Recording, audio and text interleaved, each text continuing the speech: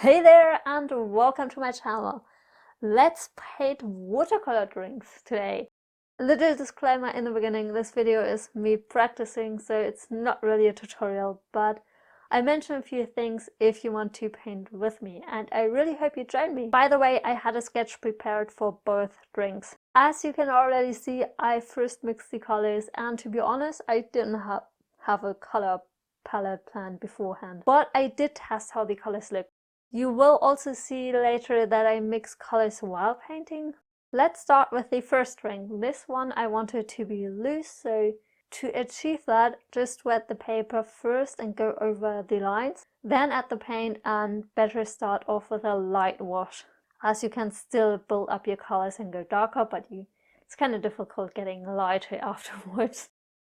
I mixed another shade of red so that the next layer gets darker than the previous one. Here I first painted inside the glass, but I thought it looked a little odd, and that's why I painted over the lines again. This painting is about being loose, see how it looks, and experimenting. As I said, it's a practice and a learning process.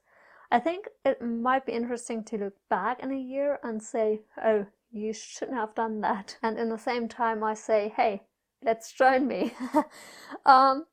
Anyway, as I was waiting for this layer to dry, I decided to paint the lemon slice.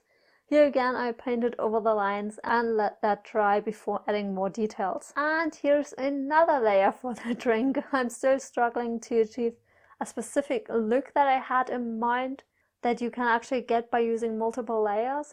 As you see here, I added paint to the whole drink. That's not what I intended to do. I don't know how to explain this. You only add color to a specific area, and this way you can see that there is another layer. Oh, I hope you know what kind of look I mean right now. But I don't know, it just didn't work out that way. But don't get discouraged if your artwork doesn't turn out how you imagine it to be.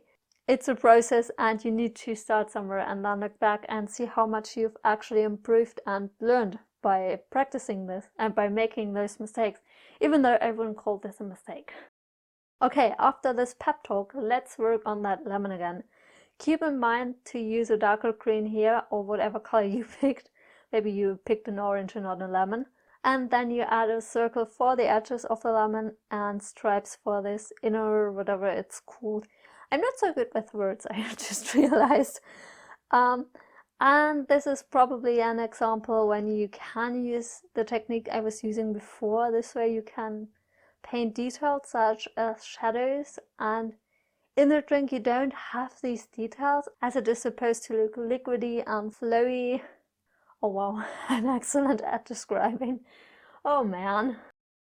As you can already see, I use a light gray to paint the glass. I also added a little bit of shadow to the glass, and I will add a highlight as well later. But let's move to the second drink and let this one dry first. Here I started with the lemon first so that it can dry before adding another layer. Even though I darkened up the peel, I still painted it as well. For the drink itself, I didn't use the wet and wet technique this time, but I still wanted an even wash. That's why I removed the excess water with another brush pen. And now back to the lemon. It is helpful to switch between different parts of the painting to let one dry while you're working on the other one. This layer is only about darkening the peel and adding details to the inner part of the lemon. Okay, I also added a little bit of shadow. Honestly, I don't remember if this layer was already dry or not, but I think it was. Let's get back to the drink. Again, not wet and wet, but still covered the whole area. I also added a little more pigment to the left side to kind of get a shadow there. Not sure if that's realistic. And of course, don't forget about that top part of the drink. And again, not so sure how this would look realistically, but I didn't really care too much, so whatever. And for this class I used gray paint as well, and quite frankly I didn't try to paint a realistic looking glass with all the shadows and reflections. If you want that, I recommend using a reference image. Well, I did use a reference image, but again I didn't want a realistic painting. In the end I finished the painting off with line art and reflections, but just not realistic looking ones. I hope this was at least a little helpful. Maybe you want to join me on my journey and keep painting and lettering with me. But anyway, thank you so much for joining me in this video, and perhaps I see you in another one. Bye!